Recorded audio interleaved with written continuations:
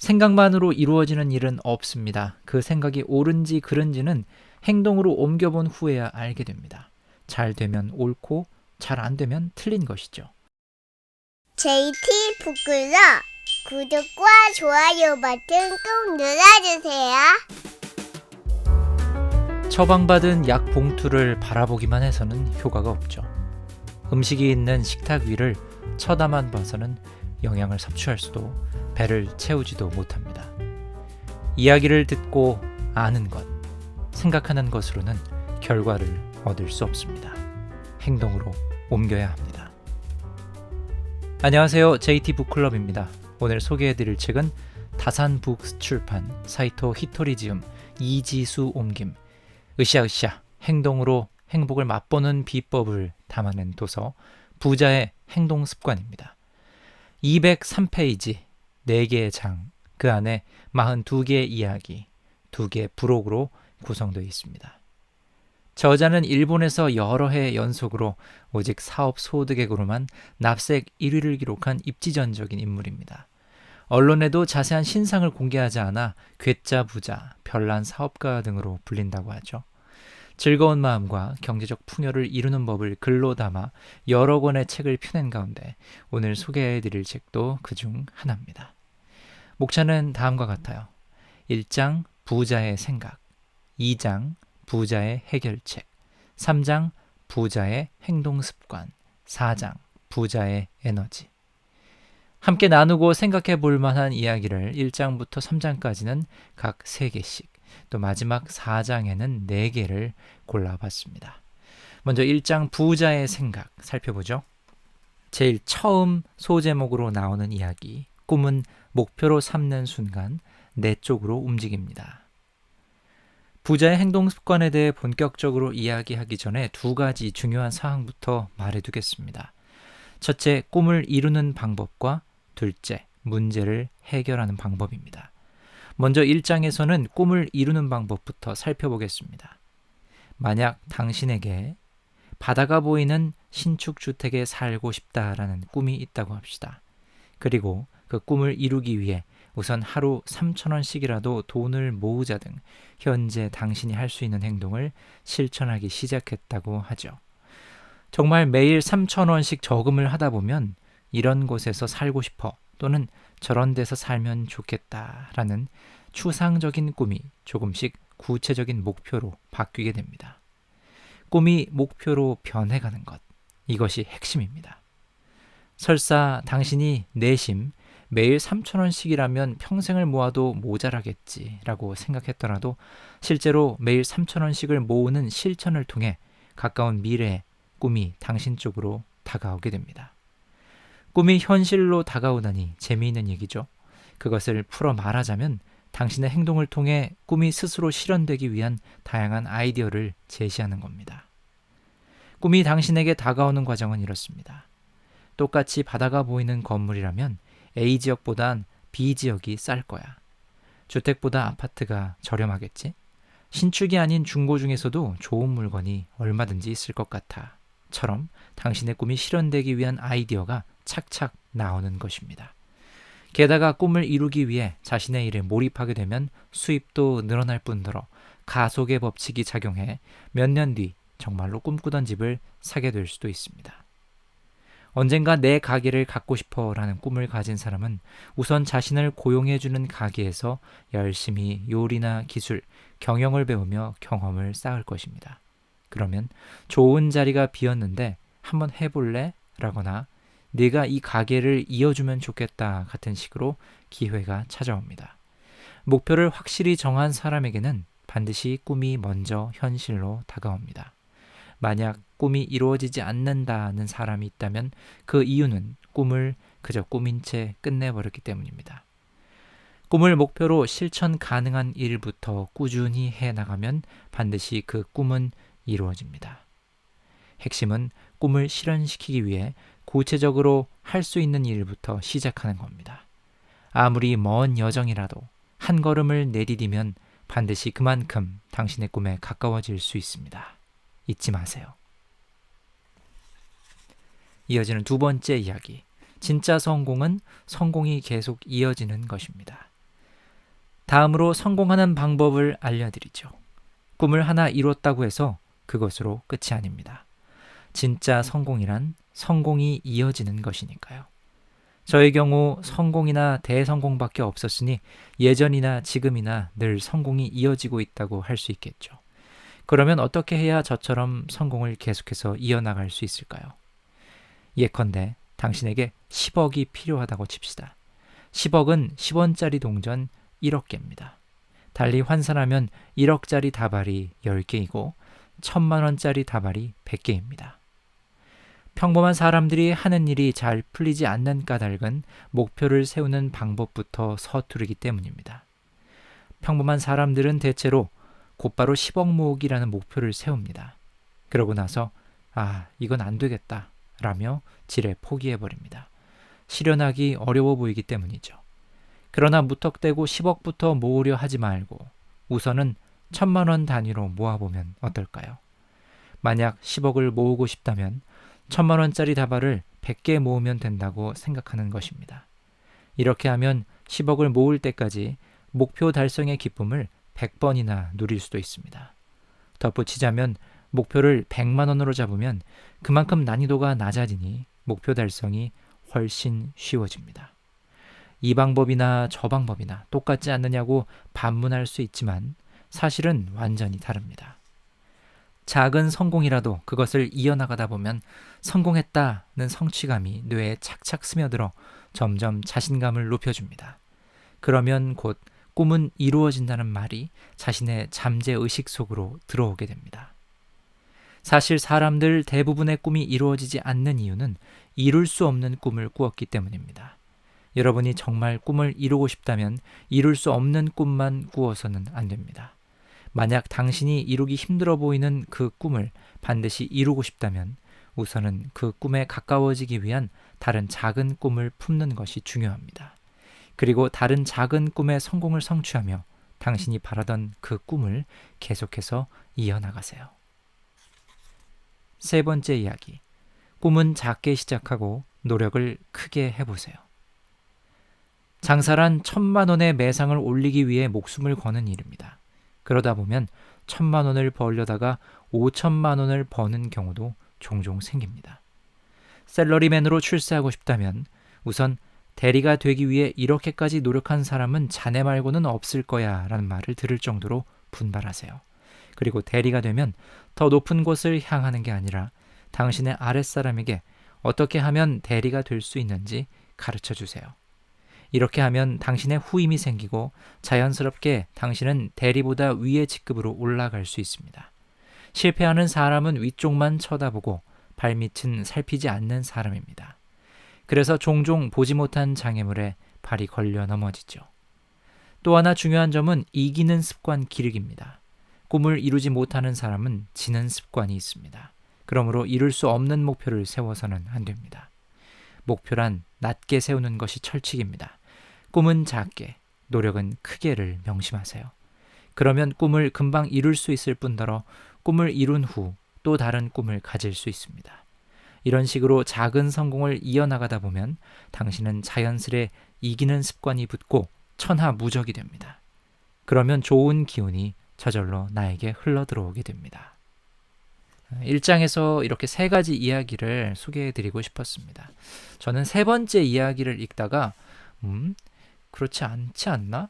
목표는 크게 잡아야 된다고 배웠는데 라는 내면의 소리에 귀를 기울이게 됐습니다. 정말 그렇죠. 우리가 자라면서 목표를 크게 잡아야지 큰 사람이 된다 이런 얘기 들어본 적 있으실 겁니다. 그런데 저자는 목표란 낮게 세우는 것이 철칙이다라고 반대되는 이야기를 해줍니다. 사실 반대되는 이야기라기보다는 터무니없이 큰 목표, 그러니까 이룰 방법을 당장 확인할 수 없는 큰 목표보다는 성취가 가능한 작은 목표, 낮은 목표를 세워서 그것을 바탕으로 그 다음 목표, 그리고 궁극적으로는 내가 성취하고 싶은 큰 목표를 이루는 그 과정을 내 것으로 만들라는 얘기다라는 생각을 해봤습니다. 자, 이제 2장으로 넘어가 봅니다. 2장의 제목은 부자의 해결책입니다. 역시 세 가지 이야기를 골라봤는데요. 첫 번째, 문제에 대해 생각하는 습관을 들이세요. 어떤 사람에게 좋은 남편일수록 빨리 죽는데요 라고 이야기했더니 그럼 우리 남편은 빨리 죽겠네요 라고 걱정했습니다. 좋은 남편이 빨리 죽는다는 이야기에 그 사람이 걱정했던 이유는 다음과 같습니다. 예컨대 아내가 밖에서 불쾌한 일을 겪었다고 칩시다. 그녀의 남편은 아내에게 그건 당신 잘못이 아니야 라고 따뜻한 위로를 해주겠죠. 좋은 남편이니까요. 그러나 그 위로가 과연 아내에게 좋은 해결책일까요? 그러한 위로는 아내가 남편에게서 좋은 에너지를 빼앗는 것에 지나지 않습니다. 다시 말해 남편의 위로는 아내 문제의 근본적인 해결책이 되지는 못합니다. 실제로 가장 중요한 일은 그 문제가 두 번 다시 일어나지 않게 하려면 어떻게 해야 할지 상담하는 것입니다. 가령 아내가 누군가에게 불쾌한 말을 들었다면 그 사람에게 그런 말 하지 마세요 라고 경고하거나 아내가 두 번 다시 그런 일을 겪지 않도록 해결책을 알려주는 편이 아내의 정신적 성장을 도울 수 있습니다. 그러니 고민을 잠자코 들어주는 남편은 참된 의미로 좋은 남편은 아닙니다. 그보다 자, 두 번 다시 이런 일을 겪지 않으려면 어떻게 해야 할지 둘이서 생각해보자 라고 말하는 남편이 좋은 남편입니다. 인간의 뇌는 쓰지 않는 부분은 점점 퇴화합니다. 반면 쓰는 부분은 점점 단련되죠. 그러므로 문제에 대해 생각하는 습관을 들이면 실제로 자신에게 문제가 일어났을 때 곧바로 대처할 수 있게 됩니다. 문제는 공유할 수 있습니다. 동정만으로는 해결책이 나오지 않습니다. 문제의 공유란 그 문제를 통해 함께 정신을 성장시키는 것입니다. 남의 고민을 들을 때 단지 푸념을 들어주기만 하면 된다고 생각하는 사람들도 많습니다. 그러나 푸념하는 사람은 하고 싶은 말을 전부 내뱉어서 마음이 상쾌해질지 몰라도 듣는 쪽은 상당한 에너지를 빼앗깁니다. 상대의 푸념을 들어줄 때 두 번 다시 그런 일이 일어나지 않으려면 어떻게 해야 할까라는 관점으로 상대의 이야기를 들으면 서로가 깨달음을 얻을 수 있습니다. 말하는 사람과 듣는 사람 모두가 함께 성장할 수 있다면 더할 나위 없겠죠. 저는 이 부분을 읽으면서 조금 걸렸던 게 사실 그거예요. 여자들은 공감하는 것에 큰 위로를 받고 남자들은 문제 해결책을 알려주려고 한다라는 특징을 갖고 있다. 뭐 이런 이야기 책에서도 읽고 주변에서 들어보신 적이 있을 것 같습니다. 그런데 관계가 잘 형성되지 않은 채로 자, 우리 이 문제를 해결하기 위해서 이렇게 생각해보자 라고 남편이 먼저 말을 꺼낸다면 관계가 형성되지 않은 상태에서의 아내는 그 말을 쉽게 받아들이기 어렵지 않을까. 저는 그런 생각이 살짝 들었습니다. 그래서 먼저는 이야기를 들어주고 공감해주는 능력이 있고 그 다음 부부가 마음을 맞춰서 함께 그 해결책을 고민해보는 것. 순서를 이렇게 잡으면 좀 더 낫지 않을까 생각을 해봤습니다. 여튼 저자가 말하고자 하는 핵심은 그 문제에 대해서 생각하는 습관을 들일수록 뇌가 거기에 대응하는 능력을 키워서 다음에 문제를 만나더라도 대응하는 능력이 키워진다. 이런 것 같습니다. 그 다음으로 2장에서 소개해드리고 싶은 이야기. 실패란 단지 과정에 지나지 않습니다. 실패가 무섭다는 이유로 행동하지 않는 사람도 많습니다. 아마도 과거에 실패한 경험 때문에 그런 생각을 하는 거겠죠. 그러나 과거의 실패란 개선하지 않고 끝냈기 때문에 실패로 남은 것입니다. 그 실패로부터 무언가를 배우고 잘 풀리지 않았던 부분을 개선해서 행동하고 또다시 개선해서 행동하면 반드시 성공하게 됩니다. 실패란 단지 과정에 지나지 않습니다. 잘 되지 못한 체험을 했을 뿐입니다. 성공이란 실패의 반대말이 아닙니다. 실패로부터 배우고 성장한 끝에 성공이 있습니다. 그리고 그 여정의 도중에도 개선을 거듭하며 성공을 향해 나아가는 사람을 성공자라고 합니다. 성공한 사람은 목적지에 도착한 사람이라고 여기는 경우가 많지만 참된 성공자는 목적지에 도착하면 다시 새로운 목표를 향해 여행을 떠납니다. 그 목표가 올바르다면 자기 자신과 남에게 동시에 도움이 되고 개선하는 즐거움을 느낄 수도 있으며 두뇌와 마음이 함께 성장해서 모든 일이 좋아지게 됩니다. 무슨 일이든 처음부터 쉽게 해내는 사람은 없습니다. 몇 번이고 도전한 끝에 겨우 성공하는 것이죠. 게다가 처음에는 못했던 일을 할 수 있게 되니까 기쁘고 즐겁습니다. 그 사실을 깨우치면 실패를 두려워하지 않고 도전을 계속 즐기게 됩니다. 문제가 어려우면 어려울수록 계속 도전해서 마침내 성공하면 기쁨이 커지는 법입니다. 저는 이 부분을 읽고 실패라는 것에 지나치게 의미를 부여해서 실패에 좋은 옷을 입히고 실패를 멋진 왕좌에 앉혀놓은 내가 아니었나 라는 생각 한번 해봤습니다.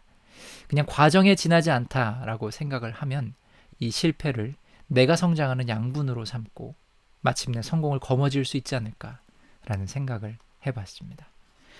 자, 2장에서 마지막으로 전해드릴 이야기, 남을 바꾸고 싶다면 자신이 먼저 행동해 보세요. 함께 나눕니다. 어떤 분께 이런 질문을 받았습니다. 저의 부하 중 지시받은 일만 하고 자발적으로 행동하지 않는 사람이 있습니다. 어떻게 하면 스스로 적극적으로 행동하게 될까요? 또 의욕이 없는 부하를 개선할 좋은 대처법이 있다면 알려주세요. 이에 대해 저는 이렇게 답변했습니다. 먼저 지시받은 일만 하고 자발적으로 행동하지 않는다고 했는데 그 사람은 지시받은 일을 하는 것만으로도 좋은 부하입니다. 아주 훌륭합니다. 또 어떻게 하면 그 부하가 스스로 적극적으로 행동하게 할 수 있을까요? 라는 고민에 대한 해결책은 상사가 부하에게 모범을 보이는 수밖에 없습니다. 당신이 먼저 나서서 행동하고 그 행동이 부하에게 멋진 모습으로 보인다면 당신을 따라하려는 사람이 반드시 나타납니다.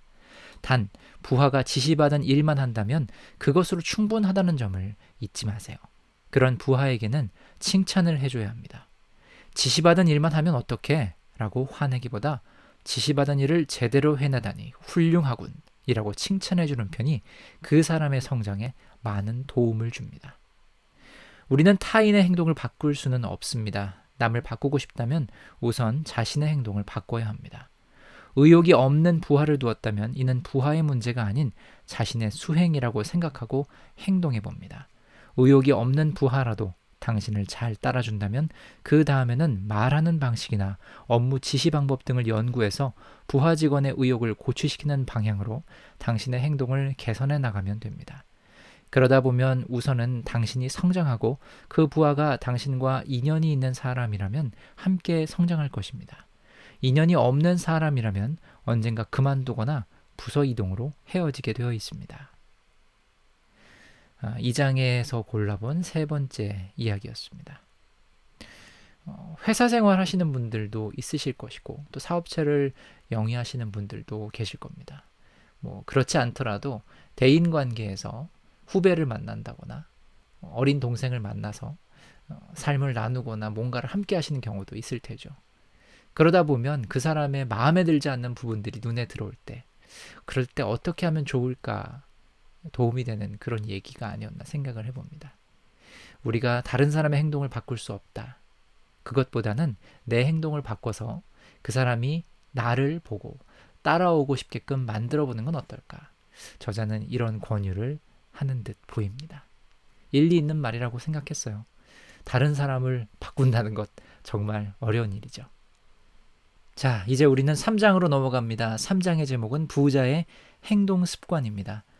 첫 번째로 골라본 이야기는 성공할 때까지 행동을 개선하는 묘미를 즐기세요입니다.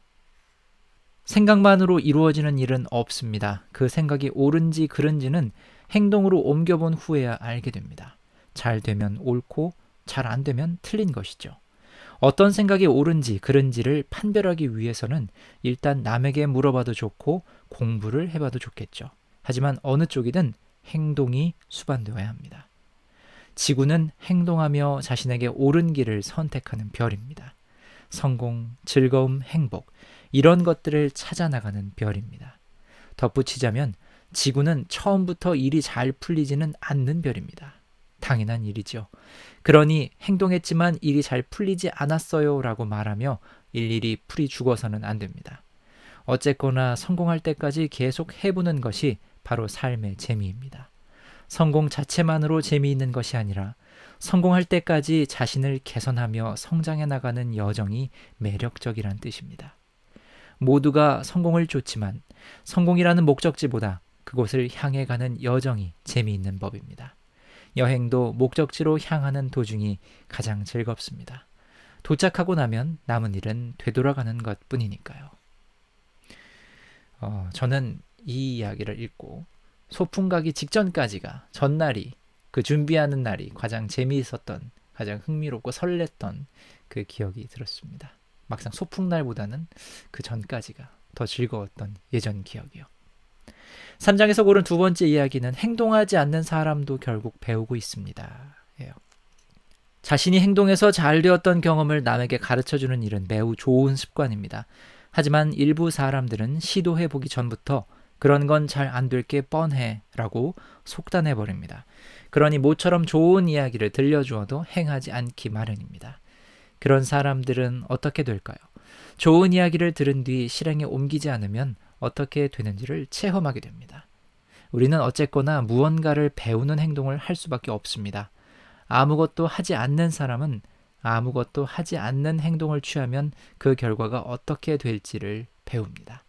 그러니 저 사람은 모처럼 좋은 얘기를 들려줘도 아무것도 안 하네 라고 비판하지 말고 그가 안 한다라는 결단을 내렸으며 그럴 경우 어떻게 되는지를 배우는 중이라고 이해해 주면 됩니다. 어떤 선택을 하건 간에 이 세상은 반드시 모든 것을 통해 배움을 얻게 돼 있습니다. 저자의 인식이 저는 매우 신선했습니다. 비판하지 말고 그냥 안 하는 결정을 내렸구나. 그래서 그러면 어떻게 되는지를 배우는 중이구나. 이렇게 생각하면 정말 마음이 편해질 것 같기도 합니다. 3장의 세 번째 이야기, 자신의 행동에 책임을 지는 사람은 자신뿐입니다. 이제 함께 나눠보죠. 이 세상은 선택의 연속입니다. 만약 여러분이 그 선택에 책임을 진다면 정신적 성장으로 이어지죠. 그러므로 부모가 자식에게 해줄 수 있는 최고의 교육은 스스로의 행동에 책임을 지는 법을 가르치는 것입니다. 그러나 일단 한다고 정했으면 끝까지 해야지 라는 식의 융통성 없는 태도는 좋지 않습니다. 잘 안 되면 몇 번이고 개선하면 됩니다. 개선을 계속해 나가는 것이 중요하니까요. 아이들에게 가르쳐야 할 점은 어떤 일이든 반드시 자신이 한 행동에 대해 최종적으로 스스로 책임을 져야만 한다는 사실입니다. 이를테면 등교를 거부하는 중학생에게 가기 싫으면 안 가도 되지만 중학교를 안 가면 고등학교도 못 가. 그러면 물론 대학교도 못 가고 취직할 때 고생하게 되지 라고 말해준 뒤에도 끝까지 학교에 가기 싫다고 하면 최종적인 책임은 아이에게 있습니다. 자기가 진 빚은 반드시 스스로 갚는 것이 세상의 법칙입니다. 그러니 빚을 갚을 각오로 하는 행동이라면 괜찮습니다. 부탄가스를 흡입하거나 각성제를 복용하는 사람은 주변에서 뭐라고 충고를 하든 스스로 깨닫기 전에는 결코 멈추지 않습니다. 그럴 경우 부모가 할 수 있는 일은 아이에게 자신이 진 빚은 언젠가는 스스로 갚아야 한다는 사실을 가르쳐주는 것뿐입니다. 당연히 경찰에 체포되기도 하고 주변에 있던 사람들이 점차 떠나는 경우도 있습니다. 그럴 때 부모는 그 사실을 알고서도 지금 그 행동을 계속하는 거니? 라고 묻는 것만으로 충분합니다. 사람은 배울 만큼 배우면 반드시 그만둡니다. 억지로 그만두게 만들면 오히려 다시 하게 되죠. 왜냐하면 스스로 깨우칠 때까지 배우고 싶어하는 게 사람이거든요. 부모는 현명합니다. 적어도 자식보다 오래 산 만큼의 지식이 있습니다. 하지만 자식은 모릅니다. 그러니 배우고 싶어합니다. 부모들 중 일부는 자식에게 실패를 맛보이기 싫어서 경험조차 시키지 않으려는 경우도 있습니다. 하지만 아이는 여러 가지 일들을 경험해보고 싶어하죠. 그리고 그 일을 통해 스스로 배우고 싶어합니다. 그 마음을 이해해주는 것도 부모의 역할이겠죠. 부모가 억지로 자식의 배움을 막았을 때 얌전한 아이라면 부모에게 폐를 끼치는 방식으로 반항을 합니다. 외향적인 아이는 난동을 부리거나 폭력을 휘두르기도 합니다. 내성적인 아이는 병에 걸리거나 스스로에게 상처를 입히죠. 부모는 나는 아무것도 잘못한 게 없는데 라고 말하겠지만 사실은 그렇지 않습니다. 아이가 경험하려는 일을 일일이 반대해서 중지시켰으니까요. 이 세상에는 그 사실을 모른 채 괴로워하는 사람이 아주 많습니다. 중요한 점은 자신의 행동에 책임을 질 사람은 자기 자신밖에 없다라는 점을 부모와 아이가 모두 알아야만 한다는 것입니다. 저도 현재 부모고 여러분들 중에 많은 분들이 부모이실 것이고 또 앞으로 부모가 되실 분들도 있을 겁니다. 자신의 행동에 책임질 사람은 자기 자신밖에 없다. 이것을 자녀에게 알려주는 것이 부모가 줄 수 있는 정말 중요한 유산이다 라고 얘기하는 저자. 생각해 볼 여지가 정말 충분하고도 많은 내용이었습니다. 여러분은 이 내용을 듣고 어떤 생각이 드셨는지요? 특히 뭔가 중독이 된 것처럼 끊지 못하는 모습들, 이를테면 요즘에는 게임이 있을 수도 있을 것이고요. 그런 부분들이 다 배우는 과정이다라고 이해한다는 것, 어떤 발상의 전환 같기도 하고 시야의 전환, 시각의 전환 같기도 해서 신선하게 여겨졌습니다. 자, 이제 4장으로 넘어가겠습니다. 4장의 제목은 부자의 에너지입니다. 4장에선 4가지 이야기를 골라봤는데요. 그 첫 번째는 용기란 두려워도 한 걸음 내딛는 자세입니다. 우리의 마음은 아무것도 생각하지 않으면 부정적인 상상을 하게 됩니다. 그러니 부정적인 일들이 떠오르면 이 일이 과연 실제로 내게 일어날까라고 생각해 보세요. 일어나지도 않은 문제에 대한 걱정은 생각하지 않기 때문에 생깁니다. 실제로 문제가 일어났다면 행동으로 대처하면 됩니다. 그러면 문제는 해결될 테니까요. 어쨌든 우리는 이 세상에 고민하기 위해 태어나지 않았습니다. 문제를 해결하기 위해 태어났죠. 문제 해결을 위해 정면으로 도전하면 인생의 길이 활짝 열리고 무한한 가능성이 반드시 생겨납니다. 그러므로 문제가 발생했을 때 한 발 물러서서는 안 됩니다. 눈앞에 문제라는 문을 노크해서 열어야죠. 그러면 그 문 건너편에 앞으로 나아갈 길이 펼쳐져 있습니다. 그러니 무조건 시도를 해봐야 합니다.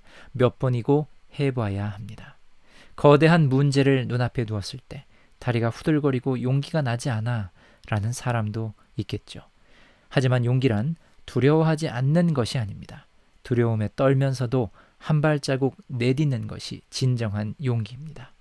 아무것도 두려워하지 않는 사람은 단지 둔감할 뿐입니다. 당신처럼 두려워하면서도 한 걸음 내딛는 사람에게는 반드시 좋은 일이 일어납니다. 가령 남 앞에서 말하는 것을 두려워하는 사람이라도 노력해서 부족한 점을 거듭 개선해 나가다 보면 나름대로 요령이 생길 테지요. 처음부터 나는 남 앞에서도 긴장 안 해 라고 말하는 사람은 발전이 없습니다. 그런 사람은 갈수록 뻔뻔해질 뿐 아니라 청중의 공감을 얻기도 힘듭니다. 반면 남 앞에 서면 긴장하는 사람이 한 발 한 발 내디뎌 노력한다면 먼 훗날 멋진 이야기를 할 수 있게 됩니다. 어쨌거나 우리의 마음은 아무것도 생각하지 않으면 부정적인 일들을 떠올리게 되어 있습니다. 이를 그렇지 않아, 그럴 리 없어 라고 긍정적으로 이끌어 나가는 것이 나 자신의 역할이며 이번 생에서 해야 할 일이라고 생각해 보세요. 그러면 인생이 훨씬 더 즐거워질 것입니다. 두 번째로 나눌 제목은 인생이란 강의 흐름과 같습니다요. 이렇게 하면 잘 된다라는 방법이 있다면 하나만 알려주세요 라는 질문을 여러분이 한다면 제가 가르쳐 줄 수 있는 방법은 어쨌든 행동하고 개선하고 개량하는 것입니다. 맞바람이 불어오면 이 바람을 상승기로 삼아서 위로 올라가자며 더 열심히 행동하고 순풍이 불어오면 드디어 때가 되었군 하며 행동에 박차를 가하세요. 인생이란 강의 흐름과도 같습니다. 만약 당신이 강물이라면 흘러가는 길 앞에 산이 있을 때 어떻게 하겠습니까? 피하면 되죠. 움푹 팬 땅이 있다면 물을 채워서 호수로 만들면 되고요. 그렇게 해서 물이 가득 차면 또다시 앞으로 나아갑니다. 그런 식으로 바다를 향해 오로지 전진하는 것이죠. 이와 마찬가지로 행동을 할 때도 장애물이 있다고 해서 포기하면 안 됩니다. 장애물은 피하면 되니까요. 우리는 유연하게 사고할 수 있습니다. 우리의 지혜는 단단해서 변하지 않는 광물 같은 것과는 다르니까요. 물처럼 부드러우나 때로는 지형을 바꿀 정도의 힘이 있는 지혜. 우리는 그런 지혜를 낳을 수 있습니다. 우리의 인생도 이리저리 휘어지면서 때로는 폭포가 되고 때로는 호수가 되면서 큰 바다를 향해 나아가고 있습니다. 저는 이 부분을 읽으면서 장애물은 피하면 된다라는 게 제가 알고 있던 것과는 조금 달랐습니다. 장애물은 넘어야지, 장애물을 극복해야지 이런 얘기들을 좀 더 많이 들어왔었던 것 같아요. 그런데 사실 장애물은 허들 경기하는 선수가 넘는 것이고 우리는 그냥 피해서 돌아가면 되지 않을까. 이게 맞지 않을까 생각이 들었습니다.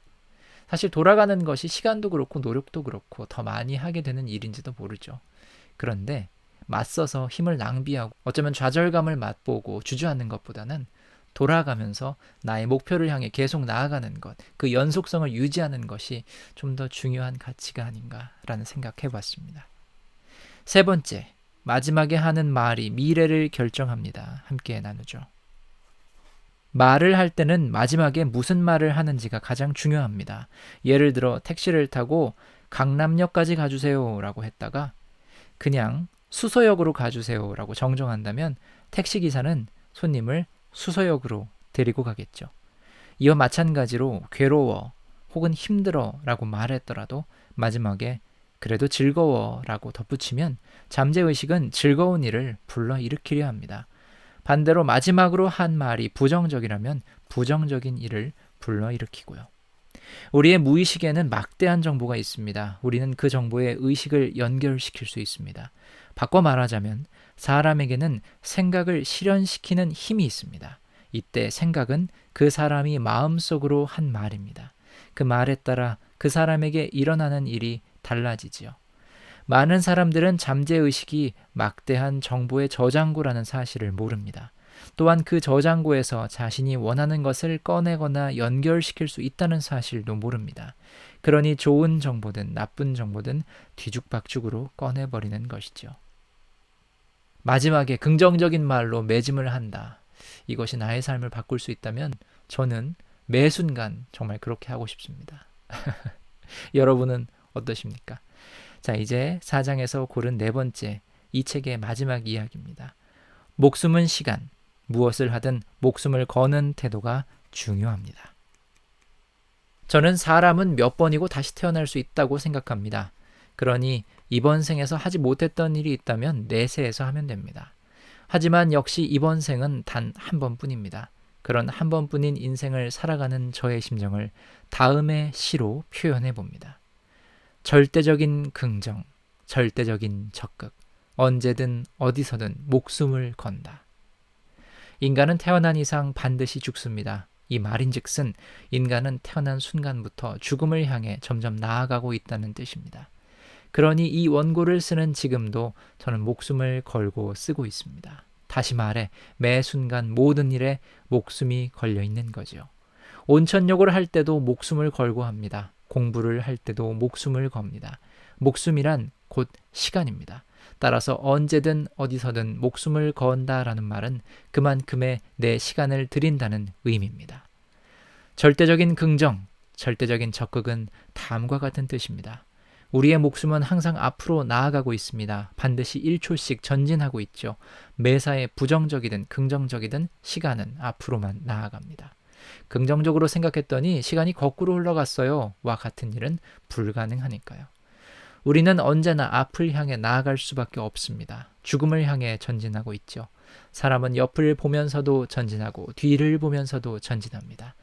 우리는 절대적으로 앞으로 나아가는 존재입니다. 뒤를 보거나 옆을 보거나 아래를 보는 사람도 있지만 모두가 어디를 보든 앞으로만 나아갈 수밖에 없습니다. 그러니 어차피 나아간다면 긍정적으로 앞을 바라보는 편이 안전하지 않을까요?